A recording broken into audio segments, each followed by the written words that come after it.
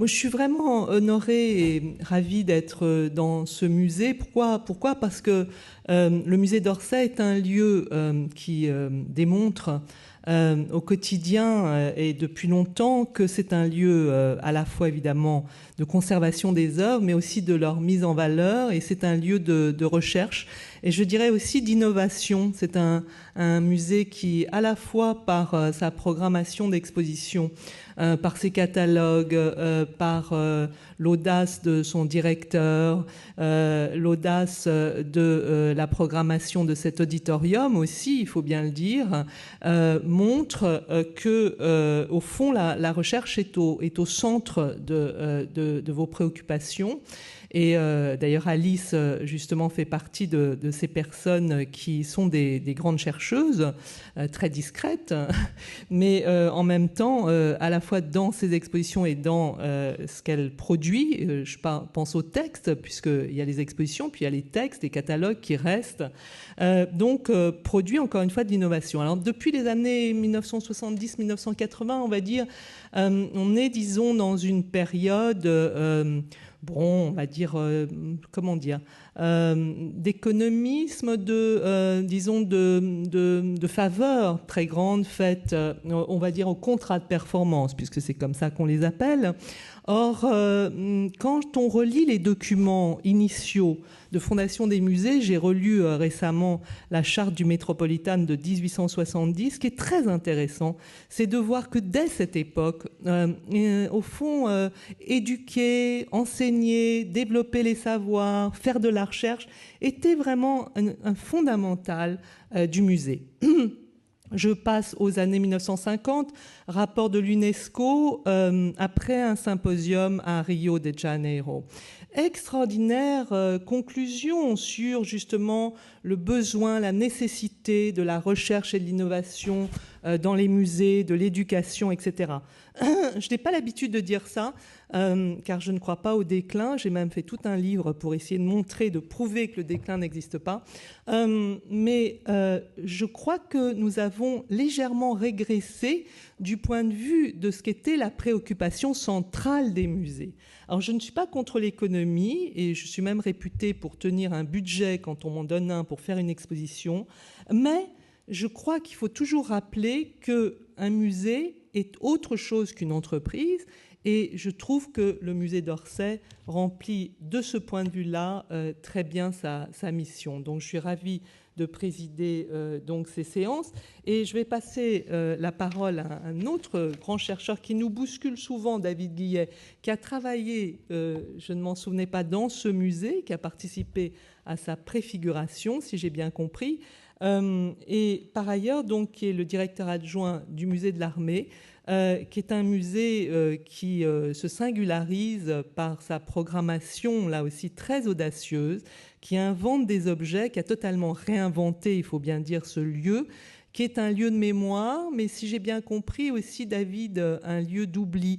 Ça, c'est l'art de David Guillet aussi, de manier, non pas le paradoxe, mais nous rappeler qu'on peut prendre les choses d'une façon différente. Et je suis ravie de vous entendre sur la question de l'oubli de ce lieu de mémoire qui est le musée.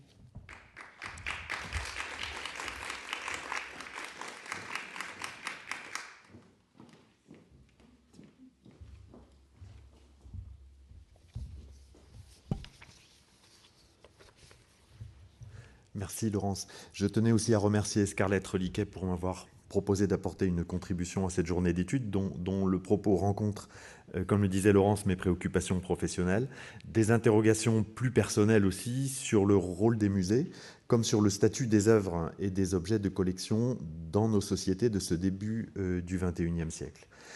Tout d'abord, mon expérience récente m'a conduit à m'intéresser aux mécanismes qui sont en jeu dans ce qu'il est convenu d'appeler la réception et ou la fortune d'un objet de musée, à me demander quelles sont les parts respectives du hasard et de la nécessité dans la redécouverte d'une œuvre, à contrario dans la disgrâce, relative ou totale, qui l'a fait parfois disparaître des cimaises ou des vitrines et sombrer dans l'oubli, sinon l'oubli des conservateurs, du moins celui du grand public qui, lui, ne fréquente pas les réserves.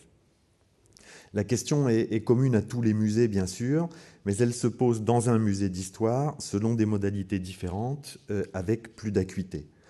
En effet, dans ce domaine, la perte de la mémoire des objets, la perte de la conscience de leurs propriétés, y compris matérielles, l'oubli de tout ou partie de ce qui constitue leur contexte et peut, à ce titre, les expliquer, vont de pair avec la perte de la mémoire, voire le refoulement, le mot a son importance, de faits et d'événements dont les enjeux relèvent de la sphère politique dans l'acception la plus large du terme. À ces considérations, il faut en ajouter une autre, plus technique en apparence au moins, sous forme de quelques questions, si vous permettez. La première, les moyens déployés de tout temps pour conserver dans un musée la mémoire des connaissances relatives à une œuvre d'une part, les moyens actuels des bases de données informatisées qui garantissent, au moins théoriquement, un accès immédiat à tous les documents et ressources bibliographiques d'autre part, constitue-t-il un système, un dispositif, dans le sens que Michel Foucault donne à ce mot, à l'épreuve de l'oubli? Deuxième question, l'oubli est-il au contraire une fatalité, voire une nécessité salutaire? Autrement dit, peut-on et doit-on s'en garantir?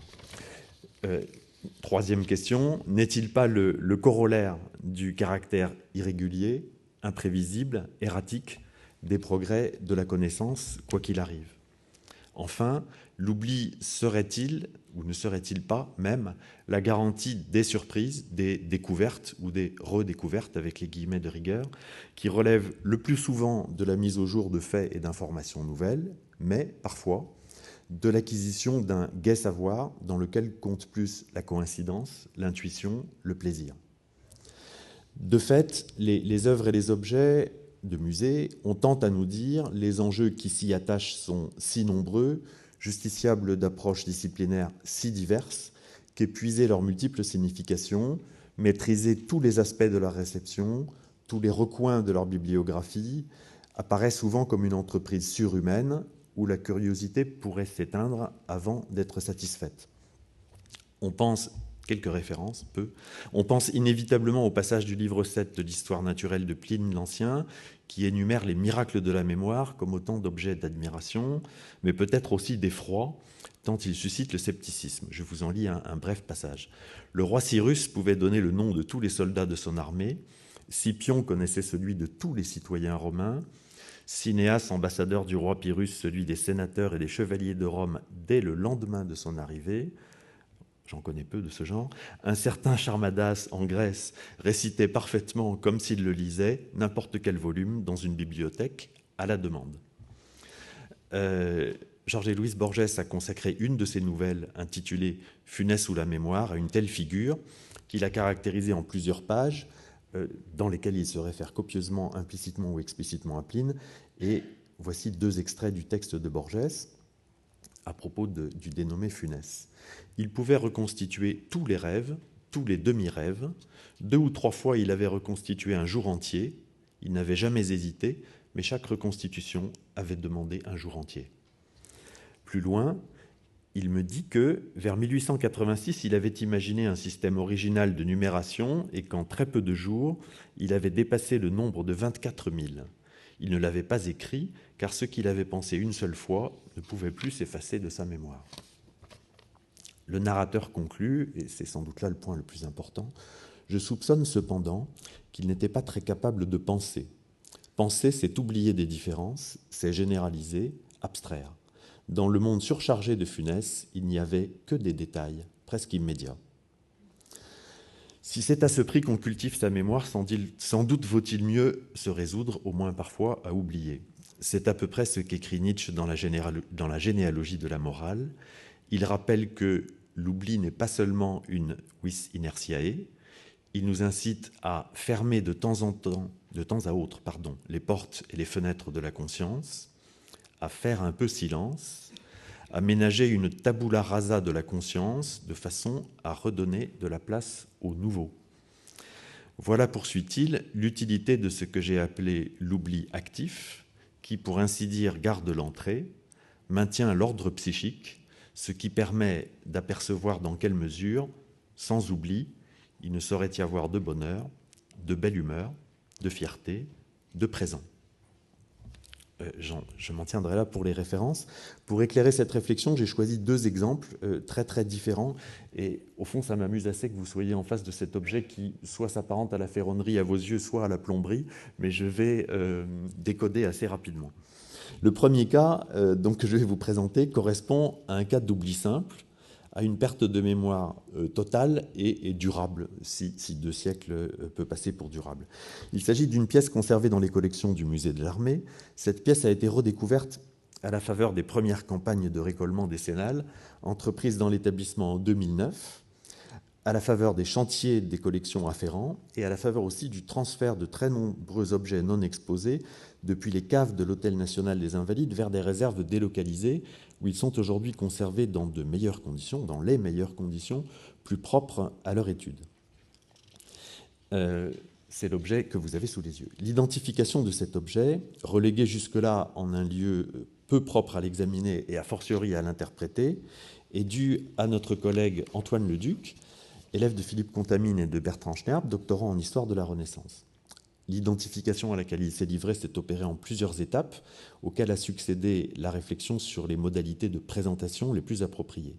La première étape a été la redécouverte ou la découverte d'une marque sur cet objet, d'une marque caractéristique des pièces provenant des arsenaux des Habsbourg à la fin du XVe siècle et au début du XVIe, plus précisément le chiffre de l'archiduc Sigismond le Riche, dont les collections d'armes revinrent à l'empereur Maximilien Ier. Cette piste se dessinant de façon incontestable et révélant le caractère majeur de la trouvaille, l'exploration des sources s'imposait. Je vous laisse absorber le choc entre les 2 images. La source à la fois écrite et visuelle, le recueil dit Zeugbuch, littéralement livre de l'arsenal de l'empereur Maximilien Ier, est un inventaire des arsenaux impériaux et particulièrement de celui d'Innsbruck, toujours en place, reconstitué d'ailleurs à l'identique d'après un dessin de Dürer. Il en existait plusieurs exemplaires, j'entends du recueil. Plusieurs exemplaires illustrés de dessins aquarellés de la main de contemporains et de collaborateurs d'Albrecht Dürer, notamment Jörg Kölderer. Et ces recueils sont aujourd'hui conservés pour l'un au Kunsthistorisches Museum de Vienne et pour l'autre à la Bayerische Staatsbibliothek de Munich. Le cliché présenté correspond donc à une page de l'exemplaire viennois et évidemment, au-delà de la provenance indiquée par la marque, il a permis d'établir avec certitude la nature de l'objet conservé par le musée de l'Armée. Vous l'avez compris, les 12 tubes redécouverts dans nos réserves étaient les parties constitutives d'une pièce d'artillerie complexe et relativement novatrice à l'époque, communément appelée orgue. On connaît les orgues de Staline, pas celles de Maximilien Ier, et ce dès le XVIe siècle, orgue dont on connaît 2 variantes, celle que vous avez sous les yeux où les tubes sont assemblés en 2 groupes de 6 superposés, et une autre où ils sont alignés tous les 12 sur un seul rang, c'est l'état dans lequel notre exemplaire nous était parvenu. Dès lors, la question s'est évidemment posée, imposée même pour nous, d'une part de connaître les conditions dans lesquelles une telle pièce avait pu intégrer les collections du musée de l'Armée, d'autre part de savoir quand, comment et pourquoi la conscience de son importance et la connaissance de sa provenance comme de son statut s'étaient perdues.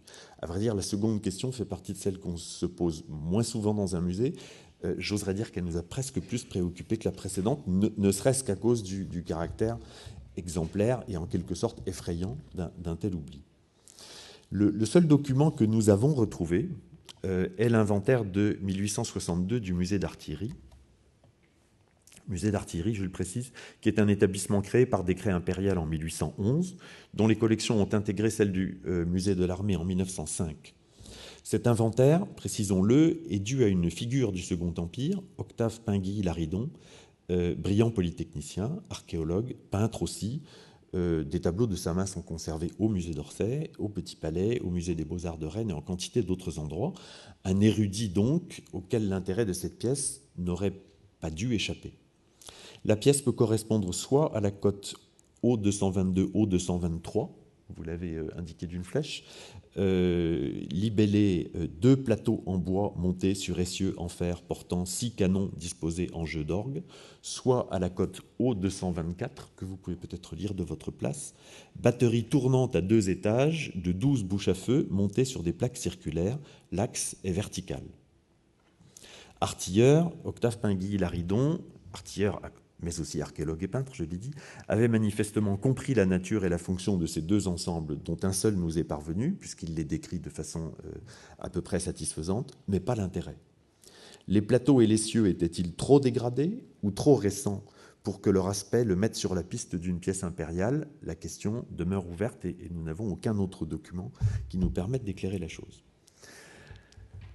On en est donc réduit aux hypothèses. Il y a tout lieu de penser, je vous remets l'image de l'objet, il y a tout lieu de penser que notre orgue compte parmi les pièces prises par les troupes napoléoniennes en Autriche, dans l'arsenal d'Innsbruck ou dans l'armurerie du château d'Ambras tout proche. Ces pièces sont nombreuses dans nos collections. Mais rien n'atteste avec certitude cette hypothèse. Rien ne permet de penser que la pièce a été exposée comme telle au musée de l'artillerie entre 1809 et la date de la réalisation de l'inventaire 1862.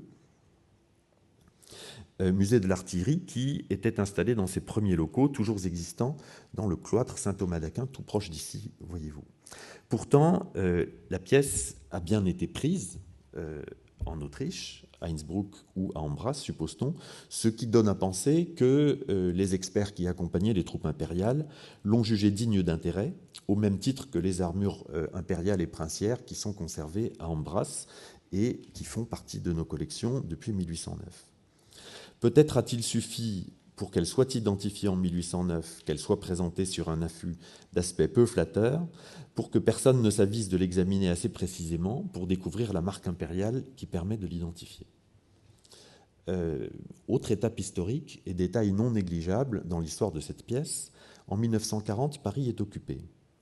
Les équipes scientifiques de l'Arsenal de Berlin et du Kunsthistorisches Museum de Vienne, qui conservent la plus belle collection d'armes et d'armures du monde, sont alors dépêchées aux Invalides par l'occupant et, fortes de leur connaissance des collections conservées au musée de l'armée, entre collègues, les informations circulaient, fortes de leur connaissance de ces collections, donc, elles prélèvent plusieurs centaines de pièces d'origine allemande et autrichienne.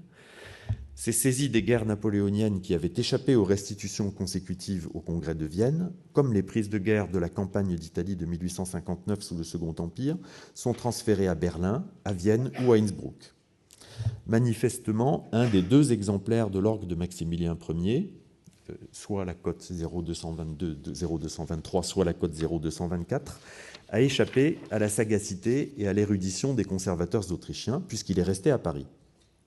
Pourtant, on sait comment le régime nazi a construit la mémoire de Maximilien Ier, empereur chevalier, transformé en emblème de la germanité. On sait combien les artistes de la génération de Dürer ont été interprétés, j'allais dire pris en otage, comme les maîtres d'un art exclusivement allemand. Un tel objet, lié à ce double contexte politique et artistique, n'aurait pas dû passer inaperçu d'habitués de ce recueil, alors même qu'il pouvait incarner les vertus guerrières allemandes et être mobilisé en quelque sorte au service d'une propagande. Les musées étaient largement à ce service-là. On mesure donc de tous côtés, du côté des conservateurs français, du côté de l'occupant et des conservateurs allemands et autrichiens, l'étendue de l'oubli ou de l'aveuglement, et on peine, pour tout dire, à en cerner les causes. Juste quelques mots pour conclure sur cette pièce relatifs aux parties de restauration et de présentation choisies pour présenter la pièce désormais identifiée, pour effleurer un sujet qu'aborderont, je l'imagine aisément, Claire Barbillon, j'allais dire Édouard Papet, et en tout cas Véronique Sorano-Stedman cet après-midi.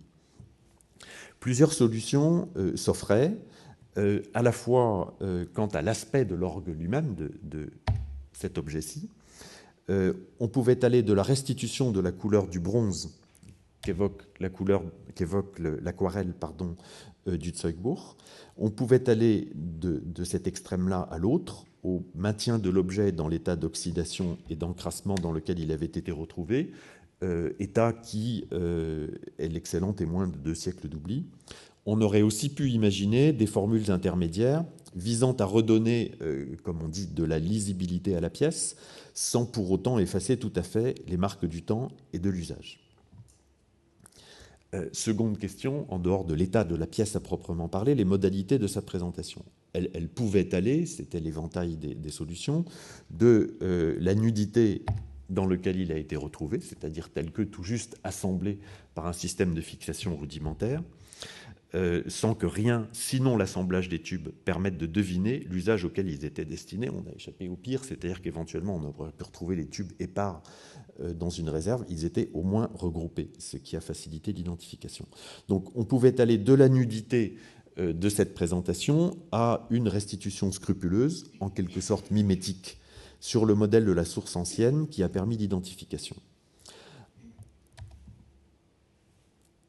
Entre ces deux extrêmes, une formule inspirée de ce que suggère l'inventaire que je vous ai lu tout à l'heure, avec des plateaux montés sur un essieu, réalisés dans un matériau plus neutre que le bois et le métal peint, afin seulement de mettre l'orgue en batterie et de donner une idée de ses modalités d'utilisation, aurait été possible sans donner à penser que l'ensemble s'était conservé en totalité. Le caractère abstrait de la dernière solution, comme de la première, pouvait être compensé par la présentation simultanée d'une reproduction du dessin du Zeugbourg ou d'un dispositif multimédia très explicite à des fins didactiques. En fait, nous avons écarté ces solutions qu'en général nous privilégions dans nos expositions temporaires comme dans nos salles.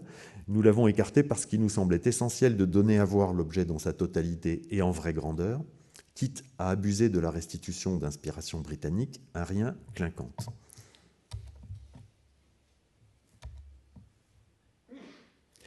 Ce parti radical est réversible, ce qui dissipe par avance nos regrets.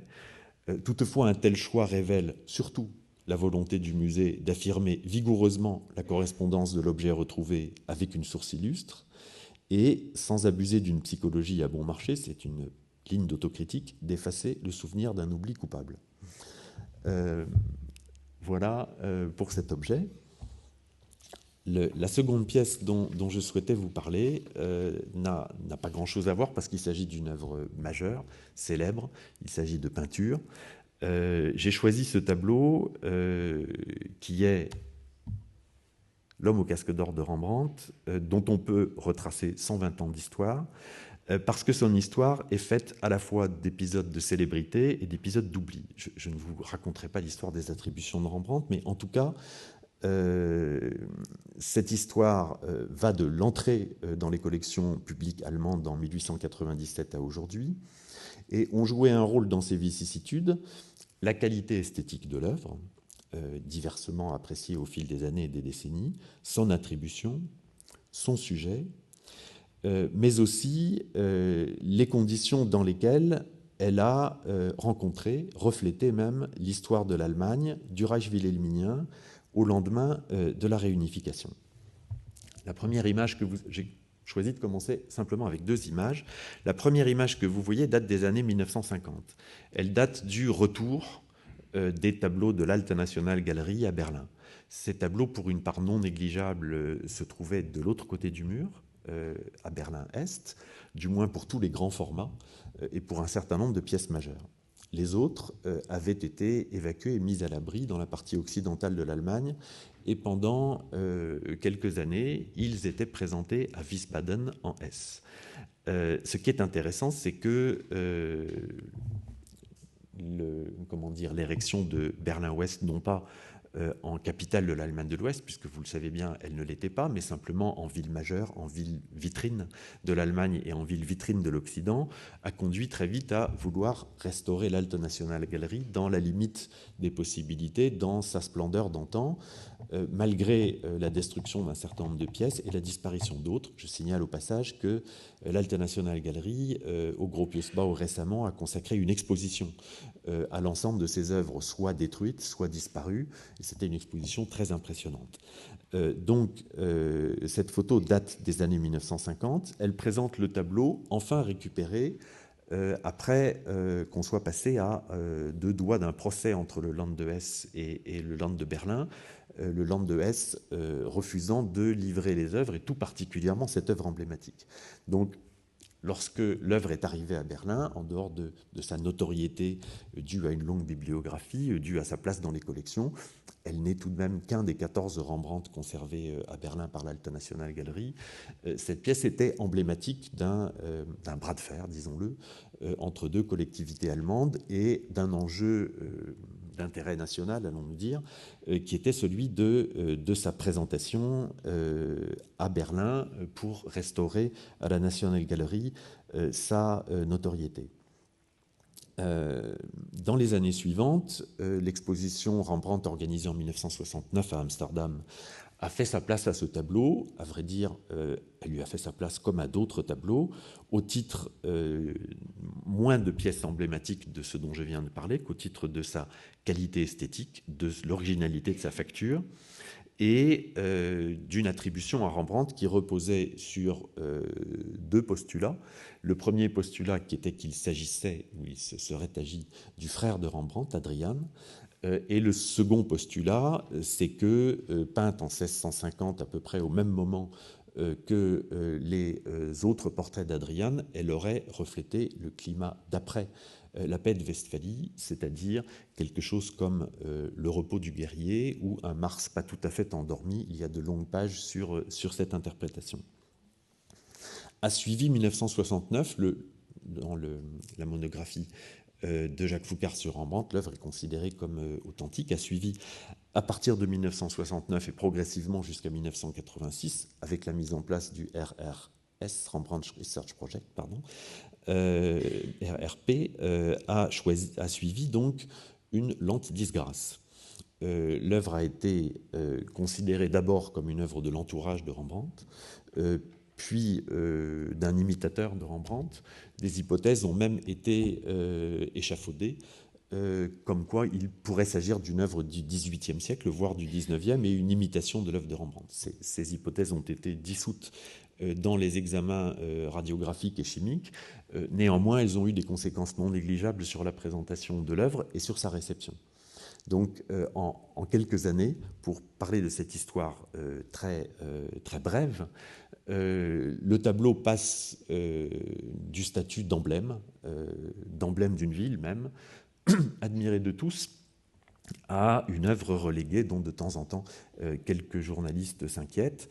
Je voulais maintenant à la fois revenir un peu en arrière, parce que l'histoire est plus complexe qu'il n'y paraît, et vous parler de l'actualité de ce tableau, tel que mis en valeur dans un article paru dans la Frankfurter Allgemeine et écrit par Martin Warnke. Donc vous voyez que certains historiens de l'art qui ne sont pas précisément des spécialistes de Rembrandt s'intéressent à ces questions de réception.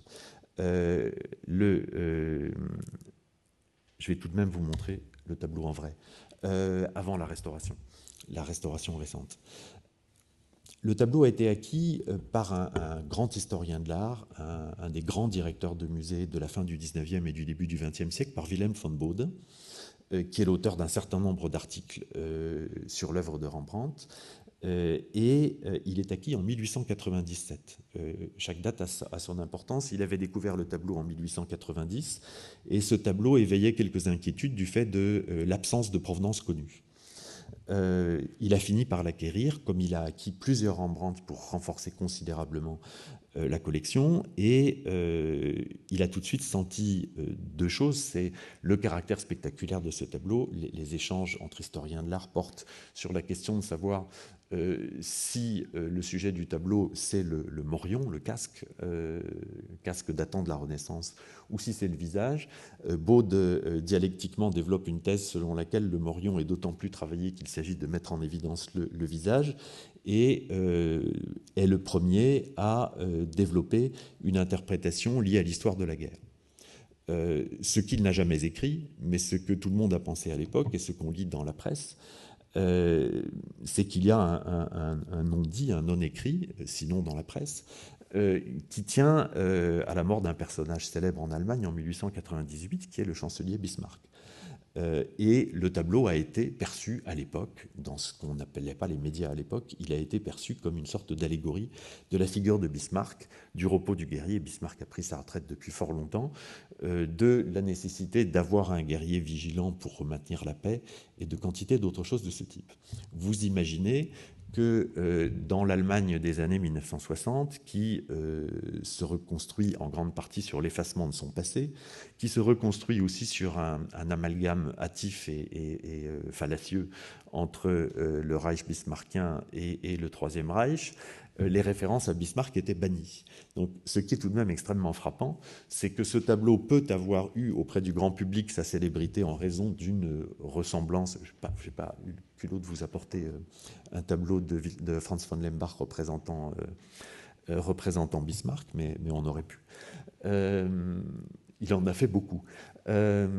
Donc, ce tableau célèbre pour avoir fait penser à tout le monde à Bismarck, pour avoir renvoyé à l'histoire de la guerre, de la fin de la guerre, de la menace de la guerre, de la prochaine guerre, à tout un peuple, ressurgit comme l'emblème de ce peuple refondu dans un nouvel État dans les années 60, et sur la base d'un oubli total de la figure bismarckienne. Vous ne trouverez aucune trace de la référence ni dans la bibliographie scientifique du Rembrandt, ni dans tout ce qui concerne la réception du tableau au moment des négociations pour son retour à Berlin.